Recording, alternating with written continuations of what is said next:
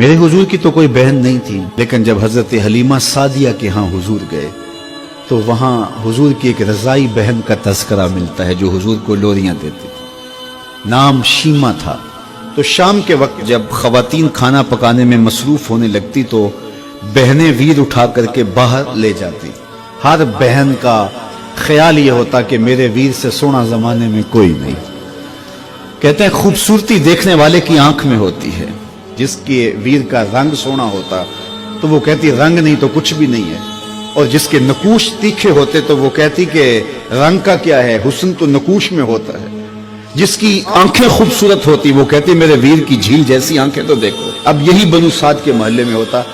बच्चियां अपने वीर उठा के ले आती है, कहती मेरे वीर वर्गा कोई नहीं, दूसरी कहती मेरे वीर जैसा नहीं। इतने में हजरत शीमा अपना वीर मोहम्मद उठा के ले आती और दूर से कहती नहीं मेरा वीर भी आ गया। तो सबके सर झुक जाते, कहते नहीं नहीं नहीं नहीं शीमा तेरे वीर का मुकाबला तो नहीं ना, हम तो आपस में बात कर रही हैं। और फिर जब किसी बहन के वीर को मुतफिका तौर पे सारी कह दें कि तेरा वीर ही सोना है तो फिर उसका फख्र तदीदनी हो ना, फिर उनका ज़ौक़ आसमान को छूने लगता। इब्ने हश्शाम सीरत की सबसे पहली किताब, उसमें ये वाक़या लिखा है कि फिर हज़रत शीमा हुजूर को अपनी आगोश में लेकर समेटती और फिर चूमती और फिर वो लोरी देती, और वो लोरी के लफ्ज भी लिखे हैं, रब्बना अब के लना मुहम्मदा हत्ता अराहु याफियम व अमरदा। अल्लाह मेरे वीर मोहम्मद को सलामत रखना। आज ये पालने में बच्चों का सरदार है, कल वो लम्हे आए जवानों का भी सरदार हो। और फिर झूम जाती और क्या खुशी उनकी दीदनी होती। और फिर वो मंजर भी आया कि हुजूर अलैहिस्सलातु वस्सलाम मक्के चले गए और ये जवान हुई और फिर उनकी शादी किसी कबीले में हो गई। आका करीम ने ऐलान नबुव्वत किया, 13 साल का वक्त कटा और फिर हुजूर मदीना शरीफ चले गए। जब गज़ावात का सिलसिला शुरू हुआ तो जिस कबीले में शीमा का निकाह हुआ था उस कबीले में मुसलमानों के साथ टकराव हुआ तो अल्लाह ने मुसलमानों को फतह अता कर दी।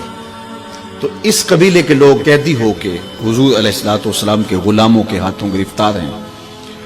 तो ये अपने कैदियों को छुड़ाने के लिए कबीले के सरदार एक एक घर से फिदिये के लिए रकम जमा कर रहे हैं। चलते चलते शीमा के घर भी पहुंचे जो कि एक उम्र का हिस्सा गुजार चुकी थी, और जाके कहा कि इतना हिस्सा आपका भी आता है।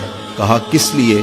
कहा वो जो लड़ाई हुई है इतने हमारे बंदे गिरफ्तार हो गए तो उनको छुड़ाना है। तो चलते चलते बातों में किसी के लबों पे हुजूर का नाम आ गया।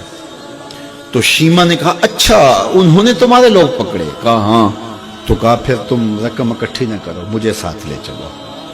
उन्होंने कहा तुझे साथ ले चले? कहा तुम नहीं जानती वो मेरा वीर लगता है, वो मेरा भाई लगता है।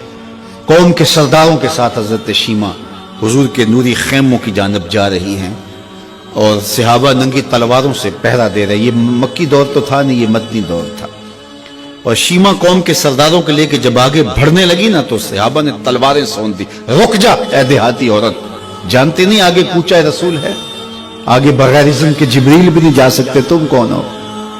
तो शीमा ने जो लफ्ज कहे वो लफ्ज नहीं है। उसने कहा खल्लू सबीली वालमू अना उख्त नबीयकुम, मेरी राहें छोड़ दो, तुम जानते नहीं मैं तुम्हारे नबी की बाजी लगती हूं।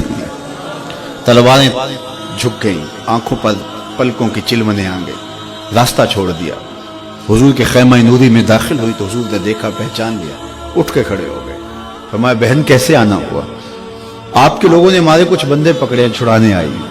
तो फरमाया बहन तूने जहमत गवारा क्यों की? तू पैगाम भेज देती मैं यूं ही छोड़ देता, लेकिन तुम आ गई हो, अच्छा हुआ मुलाकात हुई। फिर हुजूर ने कैदियों को छोड़ने का ऐलान किया और कुछ घोड़े और चंद जोड़े हजरत शीमा को हुजूर ने तोहफे के तौर पे दिए।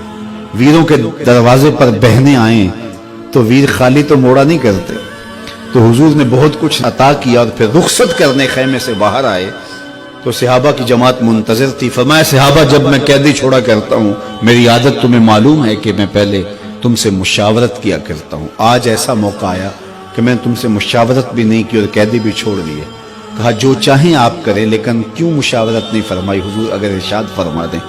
तो फरमा इसलिए कि मेरे दरवाजे पे मेरी बहन आ गई थी। कोई लाओ तो सही जमाने में ऐसा, कोई लाओ तो सही जमाने में یہ جمال اور یہ حسن اور یہ کمال رکھنے والا، تو پھر کیوں نہ ہم اپنی ساری زندگی اس آقا کے نام لگاتے ہیں۔